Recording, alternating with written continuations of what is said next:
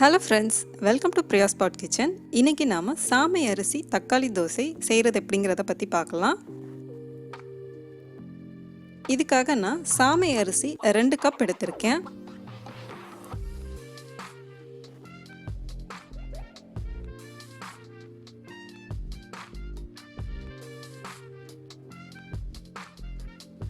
அரிசி எந்த கப்பில் அளந்தமோ அதே கப்பில் 1/4 கப் அளவுக்கு உளுத்தம் பருப்பு எடுத்துக்கோங்க. 1/4 ஸ்பூன் அளவுக்கு வெந்தயம் அதிலே போட்டிருக்கேன். இப்போ இது எல்லாத்தையுமே நம்ம தனித்தனியாக ஊற வச்சிடலாம். அரிசியும் உளுத்தம் பருப்பையும் நல்லா களைஞ்சி இருத்துட்டு நம்ம தண்ணி ஊற்றி 3 மணி நேரம் ஊற வச்சிடலாம். இதை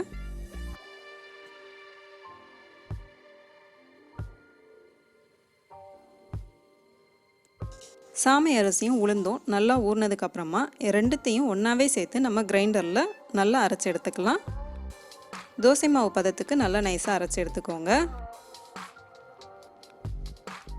மாவு ஓரளவுக்கு நல்லா நைஸானதுக்கப்புறமா நான் 1/4 கப் அளவுக்கு தேங்காய் சேர்த்துருக்கேன். தேங்காய் சேர்க்குறது ஆப்ஷனல் தான், உங்களுக்கு விருப்பம் இருந்தால் சேர்த்துக்கோங்க. மாவை அரைக்கும் போதே உப்பு சேர்த்து அரைச்சிக்கோங்க. இப்போ இதை நம்ம 5 மணி நேரம் அப்படியே வச்சிடலாம். புளிச்சு வரட்டும். மாவு நல்லா புளிச்சு வந்திருக்கு. இதை அப்படியே நம்ம தோசையும் ஊற்றிக்கலாம். கேரட், பீன்ஸ் இதெல்லாம் வேக வச்சு மாவில் கலந்து பனியார மாவும் நம்ம செஞ்சுக்கலாம். இன்றைக்கி நம்ம தக்காளி தோசை செய்கிறத பற்றி பார்க்கலாம். ஒரு மீடியம் சைஸ் தக்காளி, சின்ன துண்டு இஞ்சி, 1/4 ஸ்பூன் ஜீரகம், மிளகு விருப்பப்பட்டால் சேர்த்துக்கோங்க. இப்போது இந்த தக்காளி விழுதை நம்ம அரைச்சி எடுத்துக்கலாம். ஒரு கிண்ண அளவுக்கு மாவுக்கு இந்த அளவு சரியாக இருக்கும். நல்லா ஃபைன் பேஸ்ட்டாக அரைச்சதுக்கப்புறமா நம்ம இதை இந்த தோசை மாவில் ஒன்றா கலந்து எடுத்துக்கலாம்.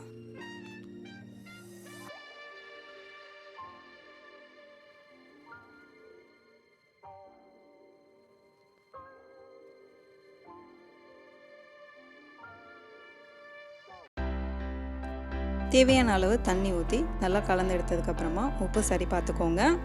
இப்போ நம்ம முதல்ல பணியாரம் செஞ்சிடலாம். பனியார சட்டி சூடானதுக்கப்புறமா எல்லா குழியையும் நம்ம எண்ணெய் ஊற்றிட்டு நம்ம கலந்து வச்ச மாவை இதில் ஊற்றி பனியாரம் செஞ்சு எடுத்துடலாம்.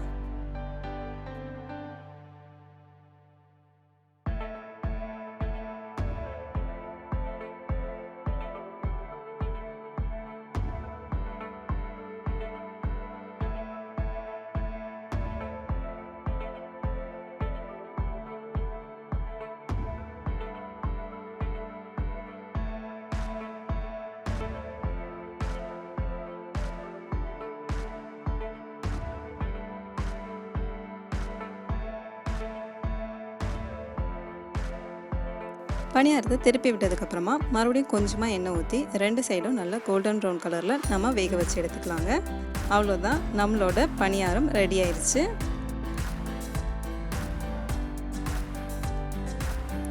இப்போ நம்ம இதே மாவில் தோசையும் ஊற்றி எடுத்துக்கலாம். கல் நல்லா சூடானதுக்கப்புறமா நம்ம தோசை ஊற்றலாம். இப்போ இதில் பொடி பொடியாக கட் பண்ணி வச்ச வெங்காயம், பச்சை மிளகாயும் இதில் சேர்த்துடலாம்.